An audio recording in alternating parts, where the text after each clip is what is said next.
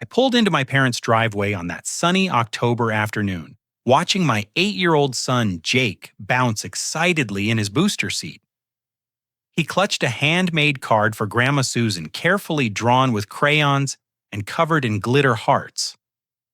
The moment we stepped through the front door, my 13-year-old nephew Tyler shoved Jake hard enough to send him sprawling across the hardwood floor.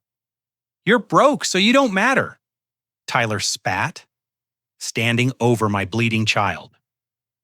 My brother Marcus immediately pointed his finger at me and snarled, "Apologize to my son or get out." My parents sat in their recliners, smiling and nodding like this was perfectly normal behavior. The drive to my childhood home in suburban Dallas had been filled with Jake's excited chatter about seeing his grandparents and cousin. As a software engineer pulling 60-hour weeks at TechFlow Solutions, these Sunday dinners represented my only real family time. Jake had spent the morning carefully crafting that card using every crayon in his 64 pack and applying glitter with the precision of a master artist. His pure joy at sharing this creation with the people he thought loved him made my chest tighten with warmth. Walking up the familiar brick pathway, I noticed Marcus's Ford F-150 gleaming in the afternoon sun. The monthly payments of $450 that I covered had kept that truck sparkling in their driveway for the past 2 years. Inside the house, the scent of Susan's famous pot roast filled the air, a tradition that connected me to childhood memories when family meant unconditional love and support. Tyler appeared in the foyer like a predator, sensing weakness. At 13, he towered over Jake with the cruel confidence of someone who had never faced real consequences. His expensive Meadowbrook Academy polo shirt and designer jeans represented the $1,500 I transferred monthly to keep him in that prestigious private school. The irony wasn't lost on me that my generosity funded his sense of superiority. "Look what the poor people brought," Tyler announced loudly enough for everyone to hear. Jake's face crumpled with confusion as he tried to process the hostility from someone he idolized.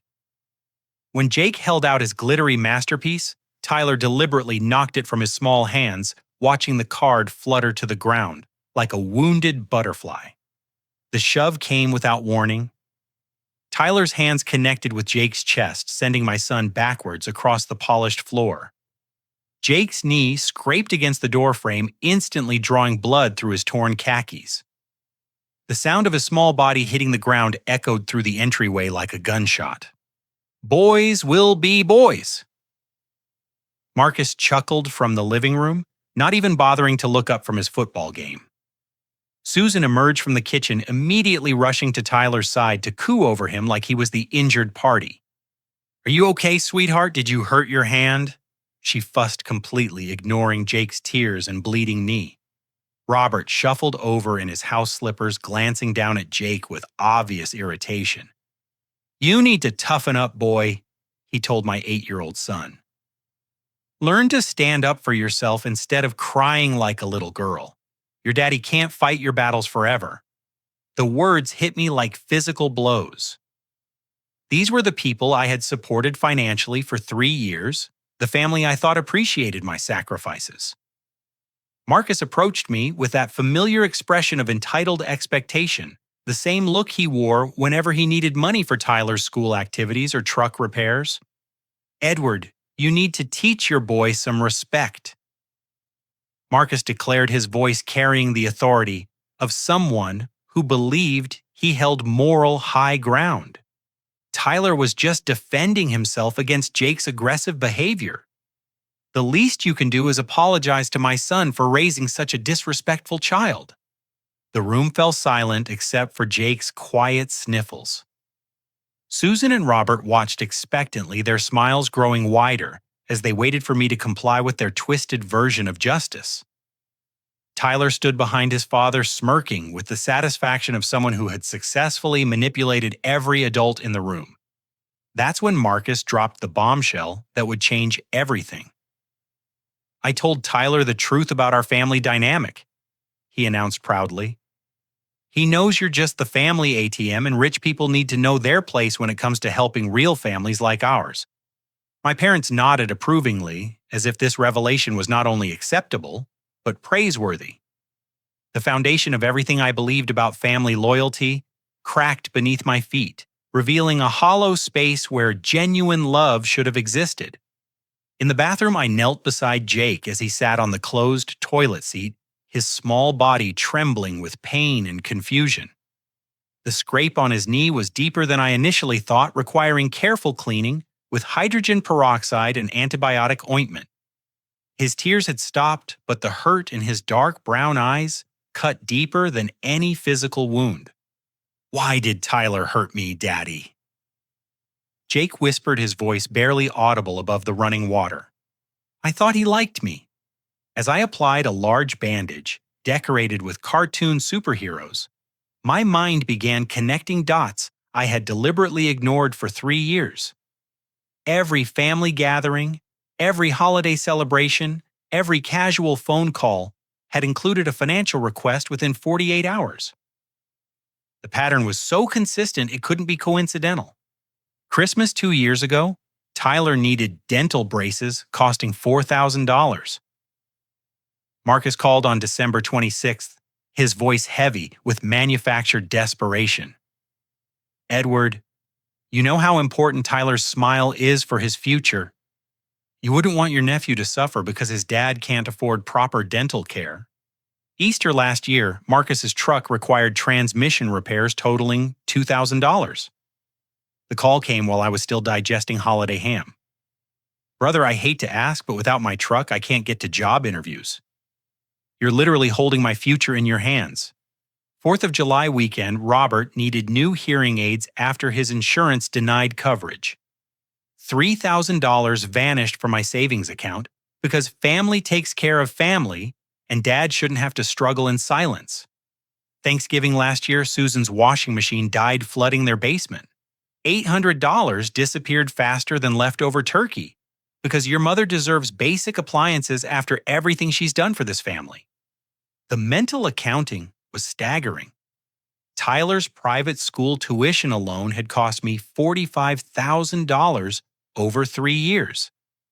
Add the truck payments, emergency repairs, medical bills, and countless smaller requests, and my total family investment exceeded $65,000.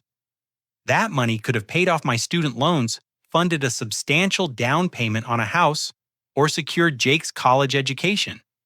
But the financial cost paled compared to the personal sacrifices. I drove my 3-year-old Honda Accord while paying for Marcus's truck. I lived in a modest 2-bedroom apartment while covering their mortgage when they faced foreclosure. Most painfully, I had ended my relationship with Sarah Martinez because she couldn't understand why my family's needs always took priority over our future together. "You're choosing them over us," Sarah had said during our final conversation 6 months ago. "I can't compete with people who view your success as their personal piggy bank." I had defended my family, then explaining that loyalty meant sacrifice and that successful people had obligations to help those struggling. Sarah's prediction haunted me now as I watched Jake struggle to understand why his cousin could hurt him without consequences. Returning to the living room with my bandaged son, I noticed Tyler deliberately, accidentally, spilling grape juice across the front of Jake's new shirt. The purple stain spread across the white fabric like spilled blood, while Marcus laughed appreciatively at his son's clumsiness. "Oops," Tyler said with theatrical innocence. "I guess Jake should learn to move faster when people are trying to drink." That's when Tyler made the announcement that shattered my remaining illusions about family loyalty. Standing in the center of the living room like a prosecutor delivering closing arguments, he declared loudly enough for everyone to hear, "My dad says your dad has to pay for things because he feels guilty about being better than us." The adults froze momentarily, realizing Tyler had revealed too much of their private conversations. But instead of correction or embarrassment, Marcus nervously laughed and muttered something about Tyler being dramatic. Nobody, not one single family member, contradicted Tyler's statement or defended my character. From the kitchen, I heard Susan's voice carrying clearly through the thin walls as she spoke to her sister Martha on speakerphone. Training Edward properly has been easier than we expected, she bragged with obvious pride. He'll pay for anything if you just mention family guilt and obligation. Martha, you were absolutely right about the psychology of successful people, desperately trying to buy love and acceptance. The conversation continued as Susan described their upcoming plans to request $3,000 for Tyler's summer camp in Colorado and $8,000 for a family vacation to Disneyland. Edward won't be invited, obviously, Susan clarified, but he'll pay, because that's what guilty rich people do when they want to feel important to their families. Standing in that doorway listening to my mother describe me like a trained animal performing for treats, I felt something fundamental shift inside my chest. The family I had loved and supported for 32 years didn't actually exist. In its place stood a group of calculating strangers who had spent 3 years systematically extracting money from someone they viewed as emotionally desperate and financially exploitable. Dinner conversation unfolded like a masterclass in psychological manipulation disguised as casual family discussion. Susan served her famous pot roast on the good china, the same plates I had helped purchase when their dishwasher flooded the kitchen 2 years ago. Marcus carved the meat with surgical precision, his movements confident and entitled as he held court at the head of the table. Edward, I've been thinking about your transportation situation. Marcus began between bites of perfectly seasoned beef. That Honda Accord doesn't really represent our family properly. People see you driving something so modest, and they start wondering if you're really successful or just pretending. Robert nodded sagely from his position at Susan's right hand. Your brother makes an excellent point.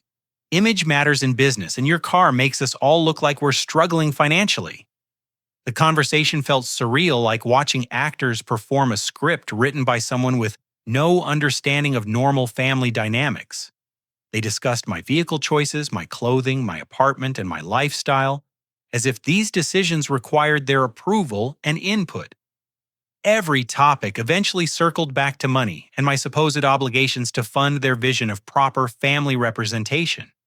Speaking of representation, Susan added sweetly, we really think you should consider buying a bigger house. Something with enough bedrooms for family visits and holiday gatherings. That little apartment of yours barely has space for Jake, let alone proper entertaining areas. Tyler had spent the entire meal systematically tormenting Jake with the practiced cruelty of someone who had never faced meaningful consequences. Under the table, he deliberately stepped on Jake's feet whenever adults weren't looking directly. When Jake tried to cut his meat, Tyler would accidentally bump his elbow, causing gravy to spill across Jake's plate. Jake's staring at me weird, Tyler announced during the main course, his voice carrying the perfect blend of innocence and accusation. It's making me uncomfortable. Can't you teach him better manners? Stop staring at your cousin. Robert instructed Jake, automatically not bothering to investigate whether the accusation was accurate. Good boys know how to behave properly at the dinner table. Jake's confusion was heartbreaking to witness. He kept glancing between Tyler and me, trying to understand why his cousin could hurt him repeatedly, while he faced criticism for simply existing in the same space. His small hands shook slightly as he attempted to eat around Tyler's constant harassment. The financial discussions grew more explicit as the meal progressed.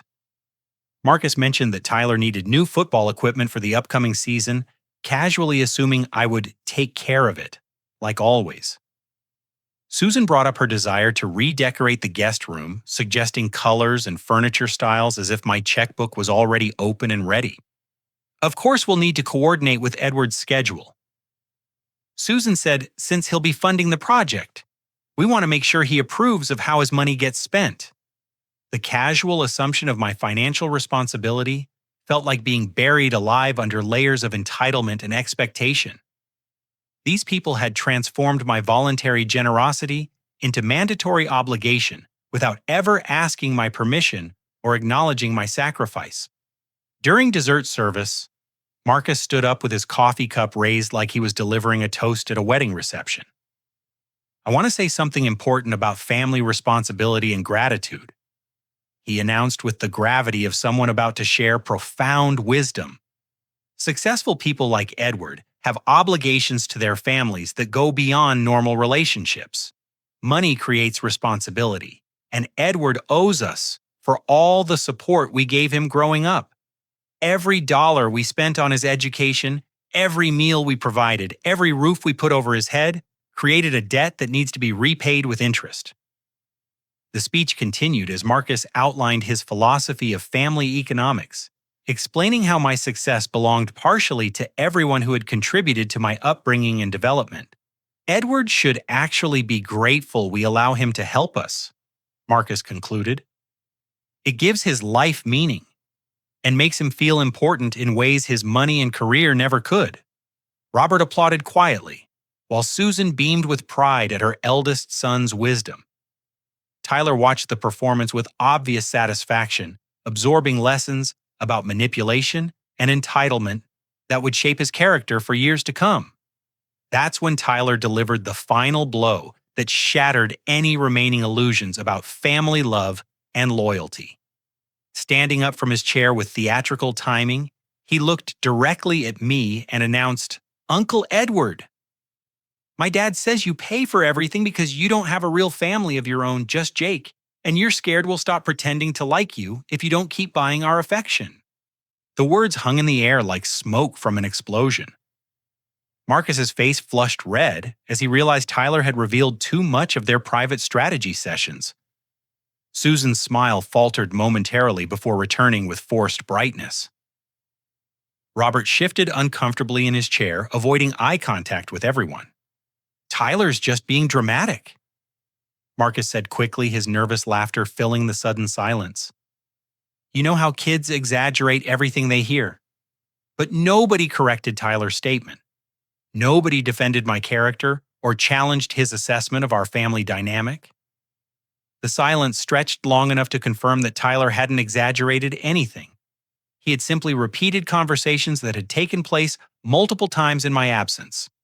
Looking around that dinner table, seeing the faces of people I had loved and supported for 32 years, I realized I was surrounded by strangers wearing the masks of family members.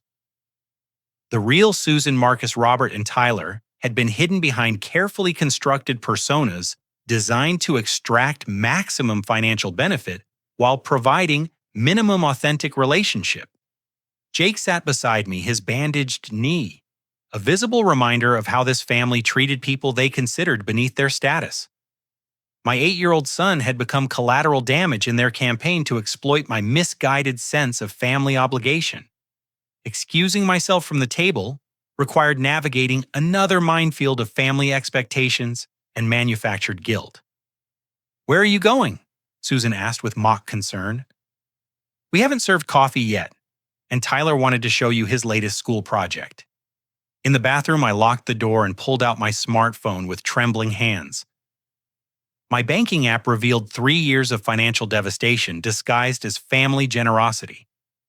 The numbers told a story I had been too emotionally invested to read clearly.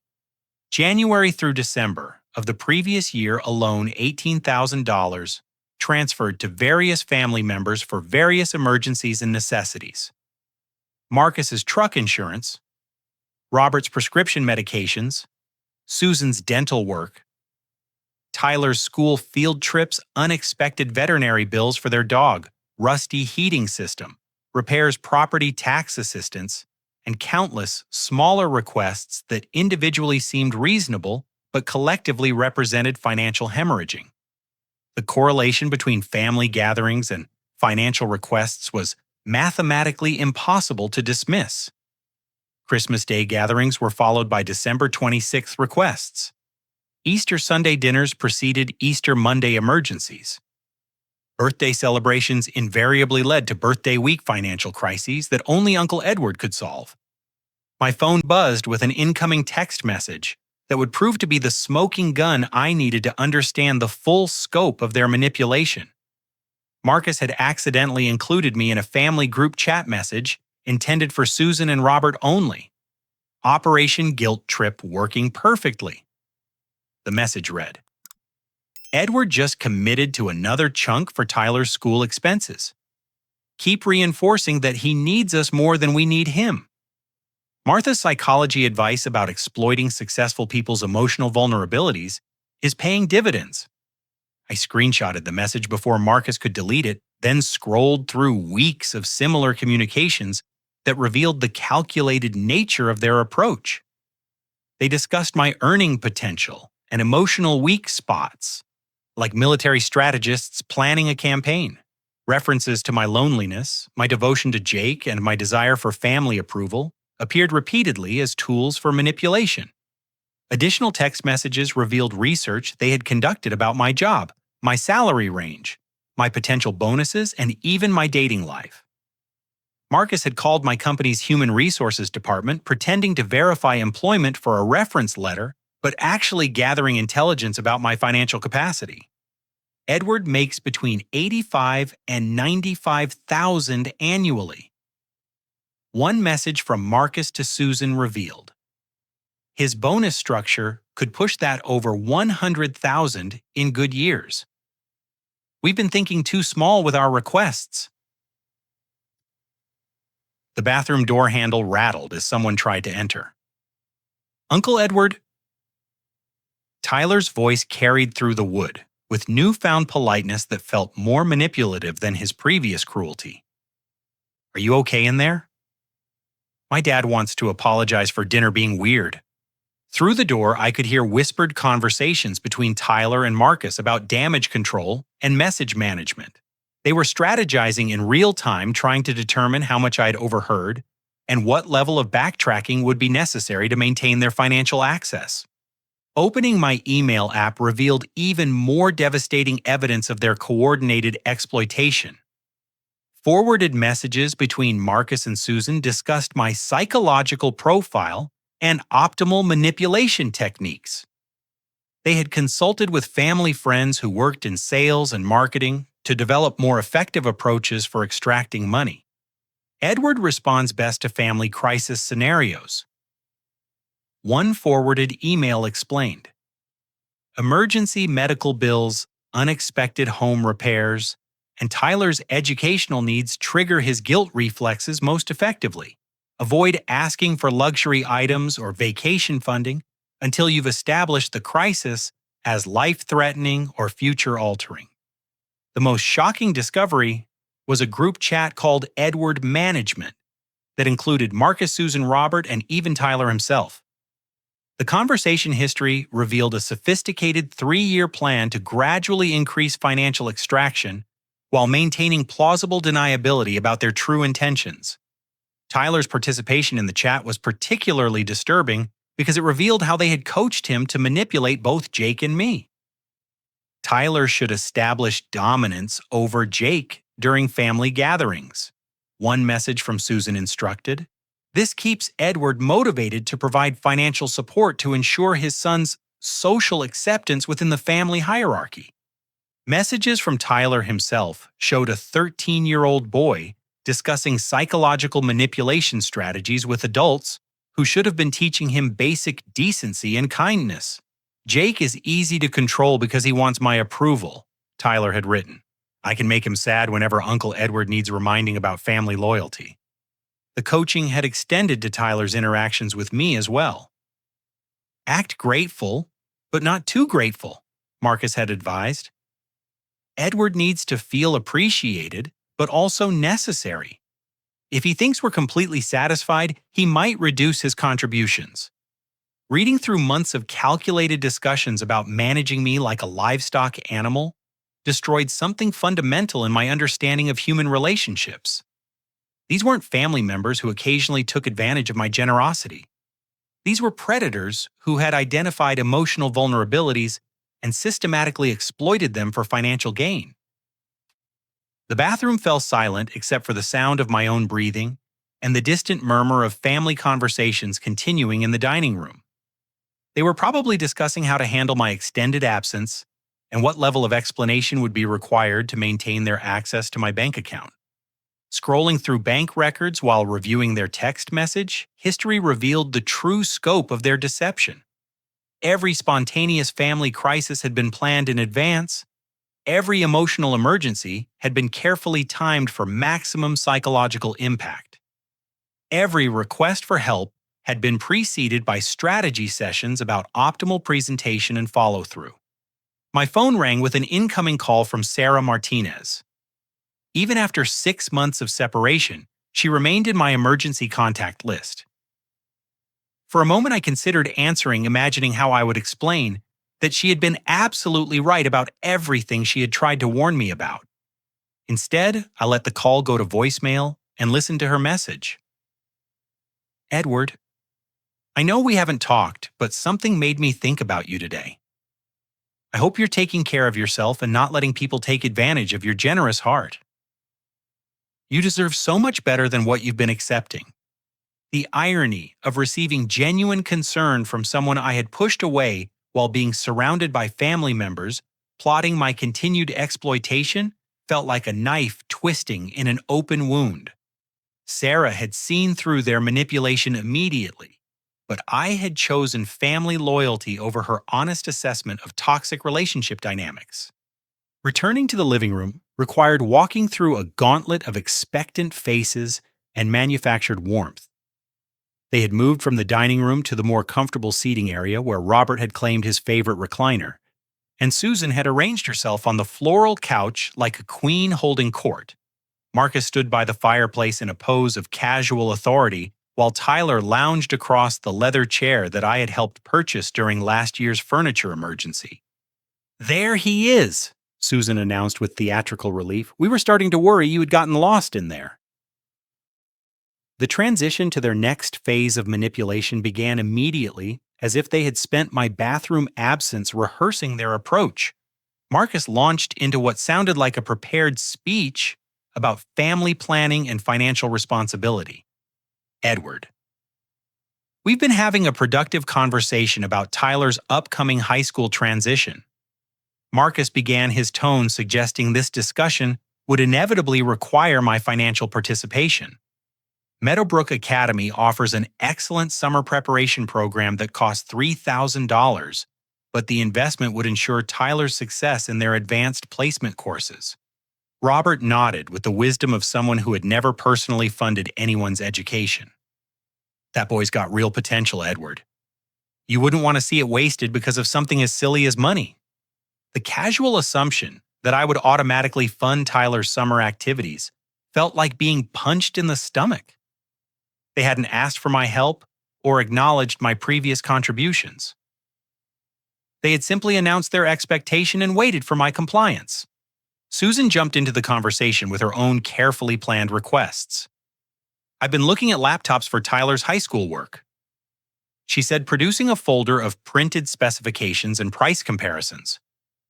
"The educational package runs about $1,500, but it includes software that will last through graduation." Tyler himself had been coached to participate in this financial ambush. "Uncle Edward," he said with practiced sincerity, "I promise I'll take really good care of whatever computer you choose for me. I know how hard you work to help our family."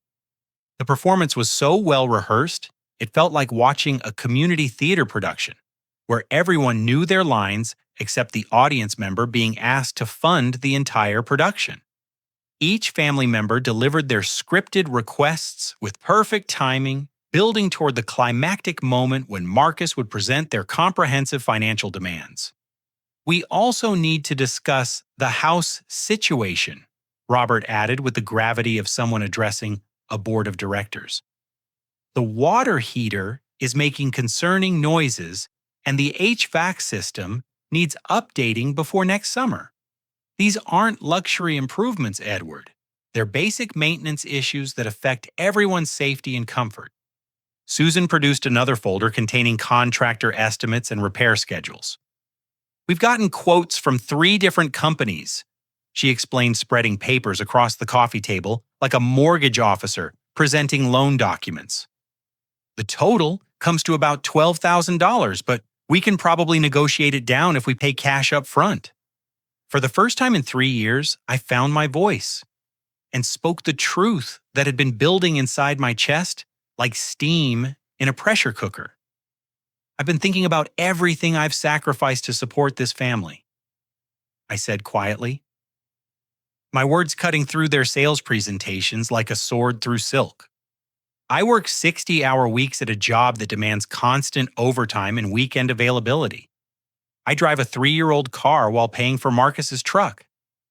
I live in a modest apartment while covering emergency repairs on this house. I ended my relationship with a woman I loved because she couldn't understand why my family's financial needs always took priority over our future together.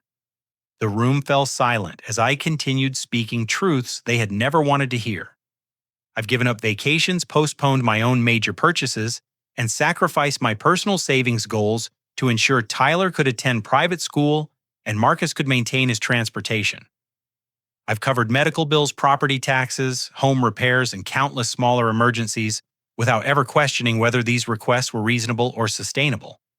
Marcus's face began changing color as he realized this conversation wasn't following their carefully planned script. "Edward, you're starting to sound like you're keeping score," he interrupted with forced laughter. "That's not how family works. We don't count dollars and cents when people need help." Susan tearfully joined the counterattack with her own prepared, emotional manipulation. "You're breaking this family apart by making us feel guilty for accepting help," she said, dabbing at dry eyes with a tissue. "I never thought my own son would use money to make his family feel bad about their circumstances." Robert's contribution to their defense strategy focused on reframing my financial contributions as character flaws rather than generous sacrifice. "You've got attitude problems, boy," he declared with the authority of someone who had never supported anyone outside his immediate household. "Success has made you forget where you came from and who helped you get there." The coordinated nature of their response revealed months of preparation for this exact scenario. They had anticipated that I might eventually question their financial demands and had developed talking points to deflect criticism and maintain their access to my bank account. Tyler's participation in this emotional manipulation was the most disturbing element of their strategy. Clearly parroting responses that had been coached and rehearsed, he looked directly at me with manufactured sincerity and delivered his assigned lines with precision. "Uncle Edward, real families don't count money like you're doing," Tyler said with the rehearsed wisdom of someone far older than 13. "Family is everything, and you're being selfish by thinking about dollars when people need help." My dad explained to me that successful people sometimes forget what really matters in life.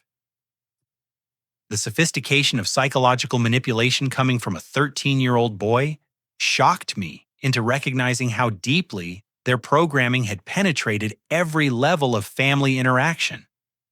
Tyler wasn't naturally cruel or entitled.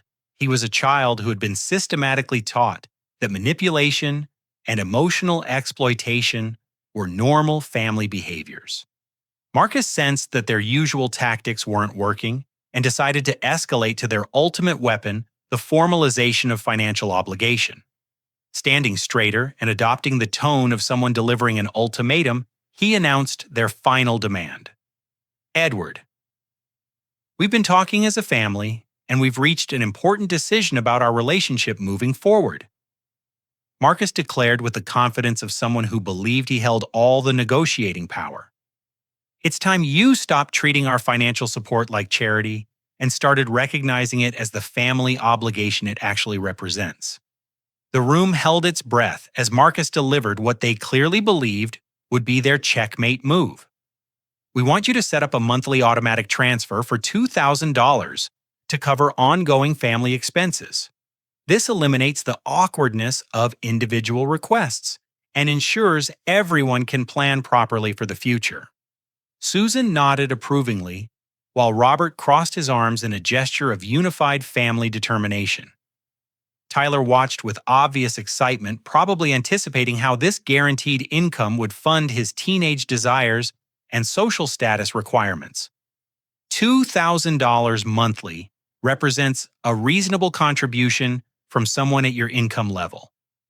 Marcus continued, and it demonstrates your genuine commitment to family values and mutual support. This isn't a negotiation, Edward. This is how our family moves forward together.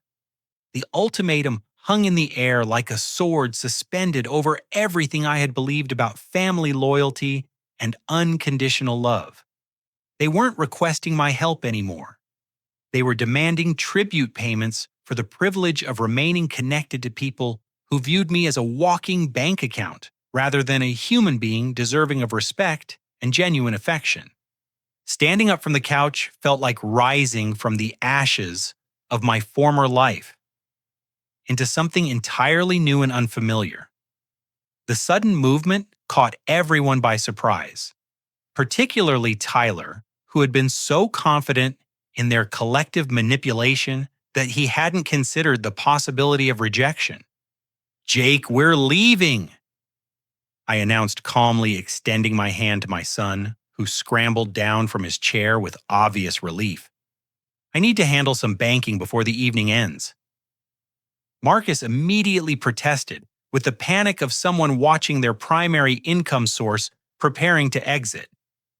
"Edward, you can't just storm out because we're having an honest conversation about family responsibility. We can discuss the details if 2,000 monthly feels too aggressive." Susan jumped up from the couch with manufactured concern flooding her voice. "You're not thinking clearly, honey. Why don't we table this discussion and revisit it next week when everyone's had time to process?" Robert's contribution to their damage control efforts focused on minimizing the significance of what had just transpired. "Sit back down, boy. We're family and families work through their differences like civilized people." But I was already moving toward the front door, with Jake's small hand secure in mine.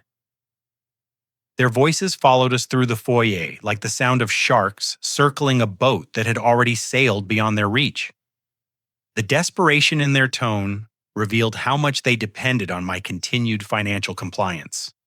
"You'll regret this decision," Marcus called after us, his voice carrying the threat of someone who still believed he held leverage in our relationship. "Family is forever, Edward, but money isn't everything."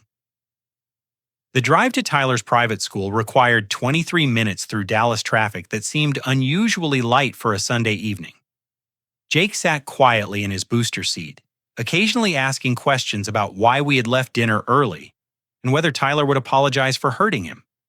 "Sometimes people show you who they really are," I explained carefully, "and when that happens, you have to decide whether you want to keep pretending they're different or start believing what they're actually telling you." Meadowbrook Academy's administrative offices were closed for the weekend, but the main building security guard recognized me from 3 years of tuition payments and parent conferences. A quick phone call brought the weekend bursar to meet us in the main lobby where fluorescent lights cast harsh shadows across polished marble floors. "Mr. Thompson, what brings you here on a Sunday evening?" Janet Walsh had processed every one of Tyler's tuition payments since his enrollment. Her professional smile faltered when she saw the serious expression on my face and Jake's bandaged knee. "I need to formally withdraw my financial responsibility for Tyler Marcus Thompson effective immediately," I explained, producing the legal documentation that established me as the account holder and primary payment source. "I'm exercising my right to terminate this arrangement without advance notice." Janet's confusion was understandable given the unprecedented nature of my request. "Sir, this would require Tyler's immediate withdrawal from Meadowbrook unless alternative payment arrangements can be established within 72 hours. Are you certain this is the action you want to take?" "I'm completely certain," I confirmed, signing the withdrawal paperwork with steady hands. "Tyler's family will need to secure alternative educational funding or transfer him to public school for the remainder of the academic year." The administrative process took 47 minutes to complete, including phone calls to verify my identity and authorization to make binding financial decisions regarding Tyler's enrollment.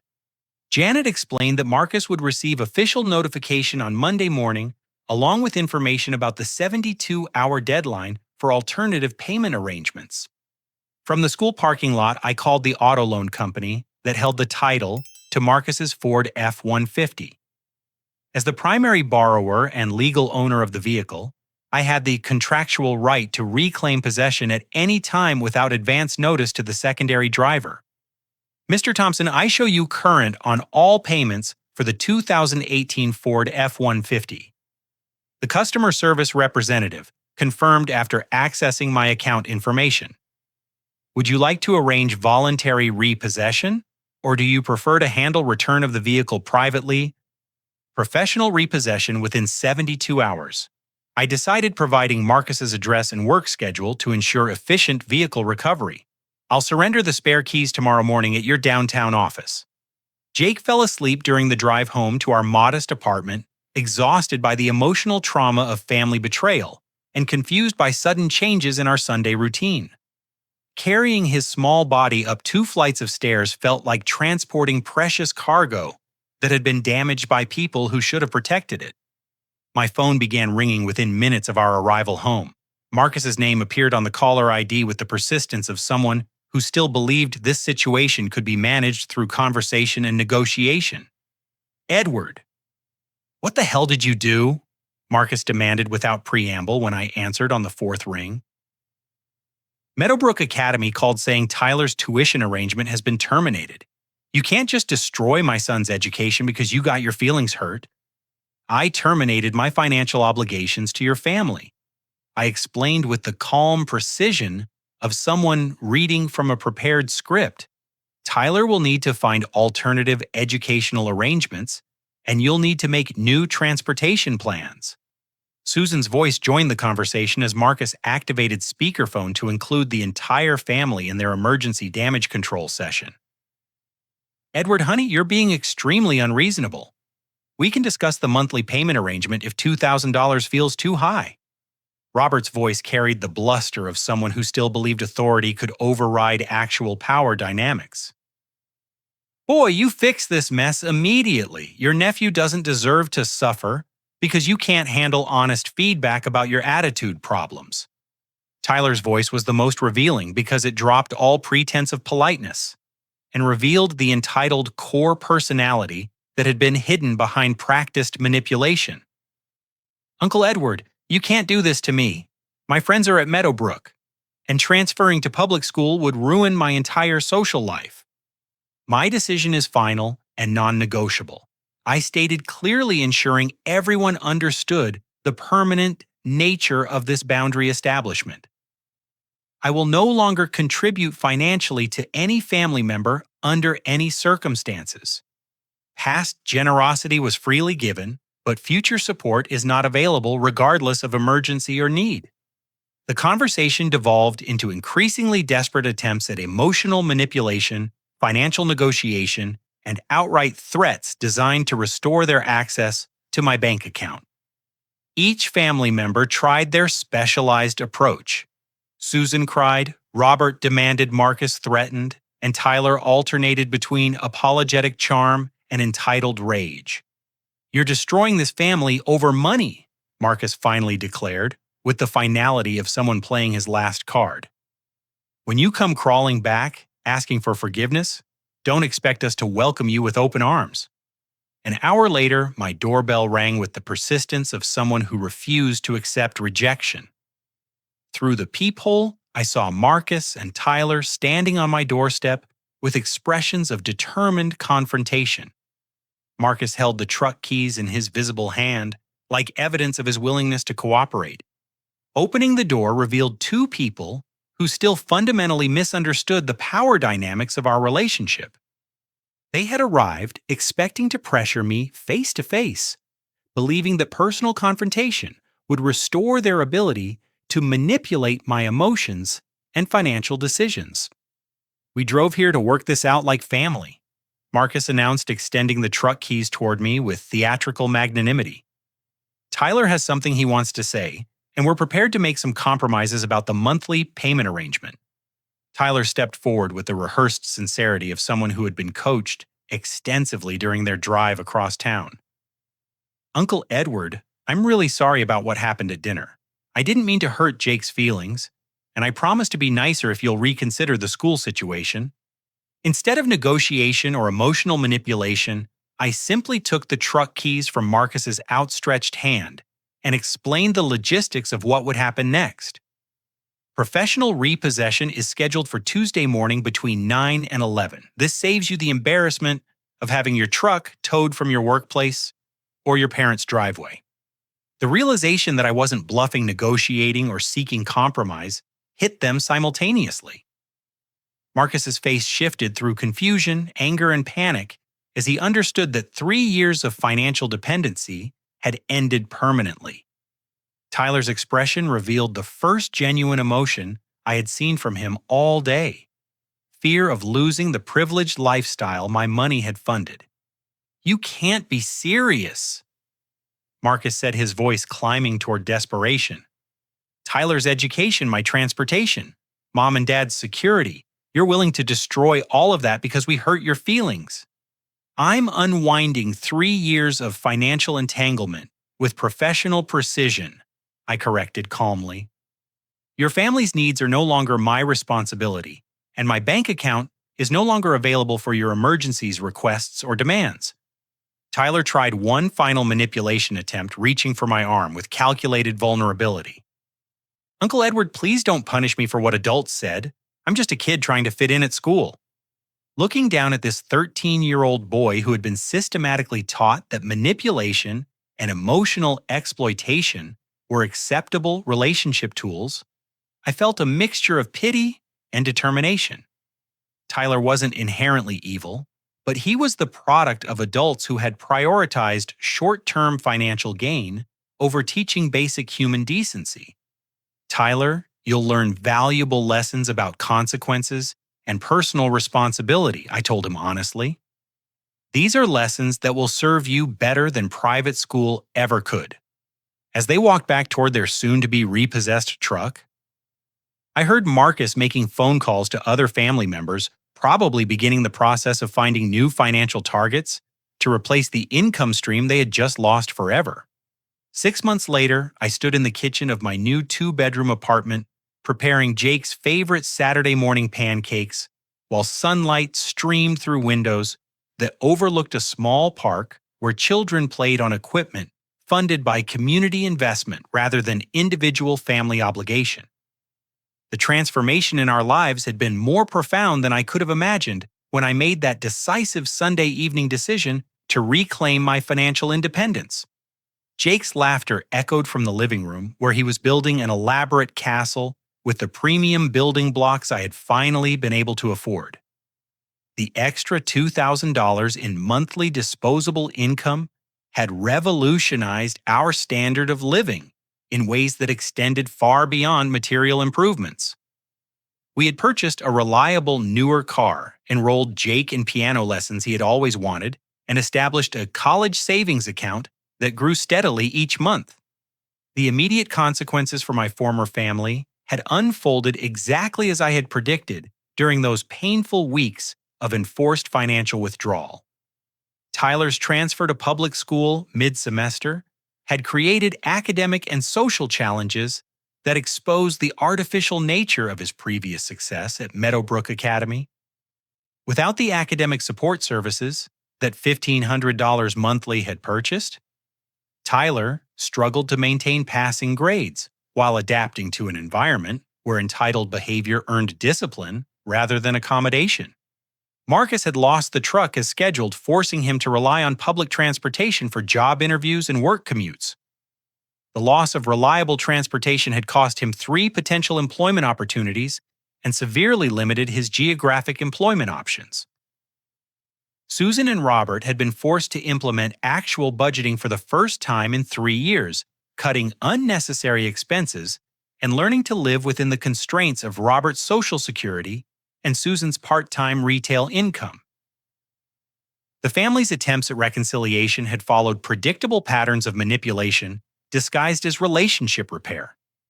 Marcus had called repeatedly during the first month, offering to split the difference on Tyler's educational costs if I would consider partial financial restoration.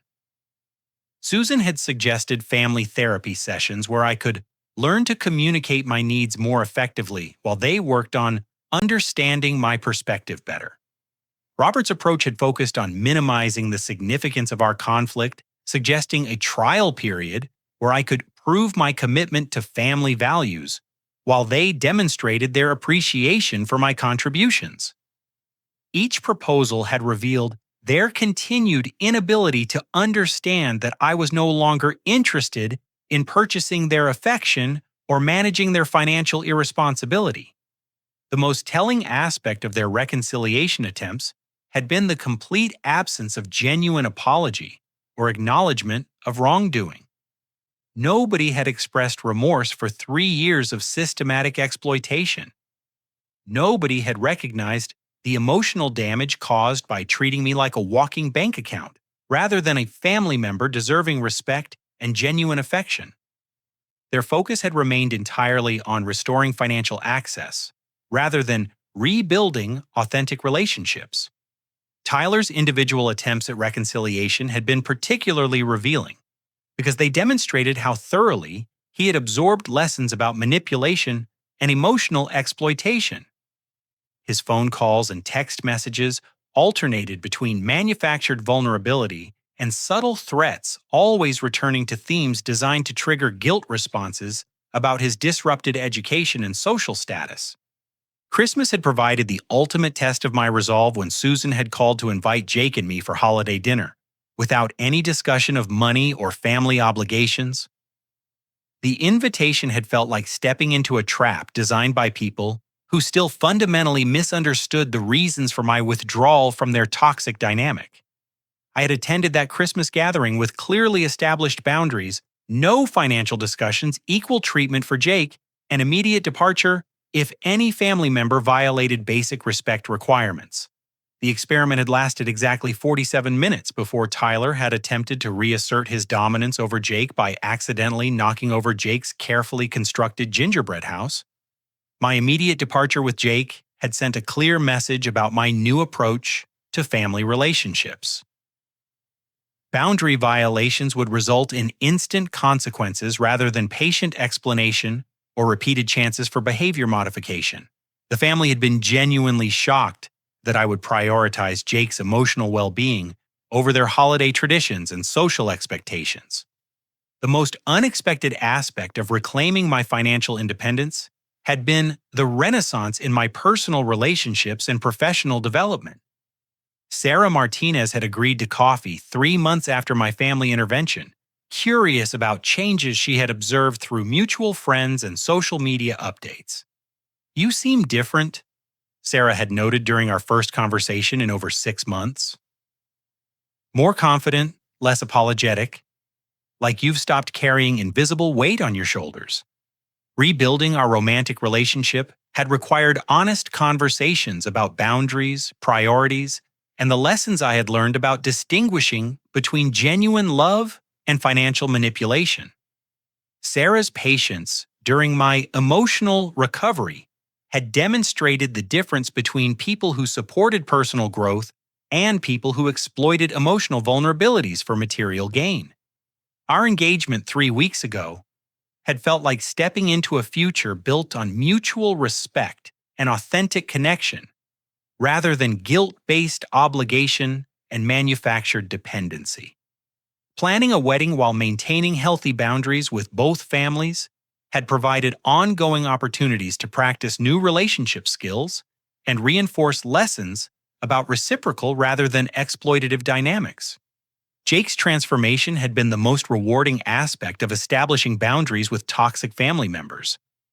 Removed from Tyler's systematic bullying and the adult's enabling behavior, Jake had flourished academically, socially, and emotionally. His confidence had returned gradually as he learned that family relationships should provide security and encouragement, rather than anxiety and confusion. "Daddy." Jake had asked one evening while we worked on homework together, "Why did Tyler always try to make me sad when we visited Grandma and Grandpa?" The question had provided an opportunity to discuss healthy versus unhealthy relationship patterns in age-appropriate terms, Some people haven't learned how to feel good about themselves without making other people feel bad, I had explained. Tyler was copying behavior he learned from adults who should have taught him better ways to handle his feelings. Professional therapy had helped both Jake and me process the emotional damage caused by 3 years of systematic manipulation and financial exploitation. Dr. Jennifer Coleman had specialized expertise in family dynamics and financial abuse, helping us understand how economic manipulation functioned as a form of psychological control designed to maintain artificial relationship hierarchies. Your family created artificial scarcity in your emotional life, Dr. Coleman had explained during one of our joint sessions. They convinced you that love and acceptance were limited resources that required purchase rather than natural expressions of genuine affection. The therapy sessions had also helped Jake develop language for describing his experiences with Tyler and understanding why some family members had treated him poorly while others had ignored his distress. Building his emotional vocabulary and recognition skills would protect him from similar manipulation attempts throughout his life. My career had benefited tremendously from the mental energy and financial resources that were no longer dedicated to managing family crises and funding other people's irresponsibility. A promotion to senior software architect had increased my annual salary to $112,000 while providing opportunities for professional development and industry conference attendance. The promotion had been partially attributed to improved focus and decreased stress levels the colleagues and supervisors had noticed throughout the spring and early summer. Eliminating the constant background anxiety of family financial management had allowed me to invest fully in professional excellence and creative problem solving. You've become more collaborative and innovative since the beginning of the year, my supervisor had noted during the promotion review. Whatever changes you've made in your personal life have clearly enhanced your professional performance and leadership potential. Community involvement had replaced family obligation as a source of meaningful contribution and social connection. Volunteering with local youth mentorship programs had provided opportunities to support children facing difficult family circumstances, while developing my own understanding of healthy relationship modeling and boundary establishment. The irony of providing genuine support to children whose families struggled financially while maintaining strict boundaries with my own financially exploitative family had taught valuable lessons about the difference between helping people in genuine need and enabling people who preferred manipulation to personal responsibility. Looking back on that pivotal Sunday evening 6 months ago, I recognized how fundamentally my understanding of family loyalty and personal responsibility had evolved. True family support meant encouraging independence and accountability, rather than creating dependency and entitlement. Genuine love expressed itself through respect and appreciation, rather than demands and expectations. The life lesson that had emerged from dismantling 3 years of financial manipulation centered on the recognition that healthy relationships required mutual respect, reciprocal consideration, and authentic connection rather than guilt-based obligation and artificial hierarchy. Money could purchase temporary compliance and manufactured affection, but it couldn't create genuine love or lasting emotional bonds. Jake and I had built a father-son relationship based on shared interests, mutual respect, and unconditional love, rather than financial stress and family drama. Our weekly trips to the Science Museum, our Saturday morning cooking projects, and our evening discussions about school friends and future plans had created memories founded on authentic connection rather than artificial obligation. The ripple effects of establishing healthy boundaries had extended throughout every aspect of our lives, from professional relationships and romantic partnerships to friendships and community involvement. Learning to recognize manipulation tactics and respond with confident boundary enforcement had transformed us into people who attracted respect rather than exploitation. As Jake ran into the kitchen to announce his completion of the castle construction project, His bright smile and excited energy reminded me daily that protecting him from toxic family dynamics had been the most important decision I'd ever made. Children deserved families that celebrated their potential rather than exploiting their vulnerabilities for personal gain. "Daddy, can we invite Sarah over to see my castle before we take it apart?" Jake asked, his enthusiasm for sharing his accomplishments with people who genuinely celebrated his creativity, reflecting the healthy relationship patterns he was learning through positive examples. Sarah's integration into our lives had provided Jake with models of adult relationships based on mutual support, honest communication, and shared joy, rather than financial manipulation and emotional exploitation. Her presence had helped both of us understand what genuine family connection looked like when built on foundation of respect rather than obligation. The profound satisfaction of building authentic relationships with people who valued our character rather than our bank account had taught us lessons about self-worth and personal boundaries that would influence every future relationship.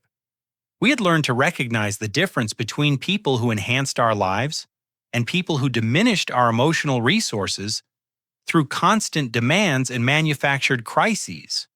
Standing in that sunlit kitchen, watching Jake's excitement about sharing his creative project with someone who would genuinely appreciate his efforts, I understood that the pain of family betrayal had been necessary to clear space for relationships based on authentic love and mutual respect.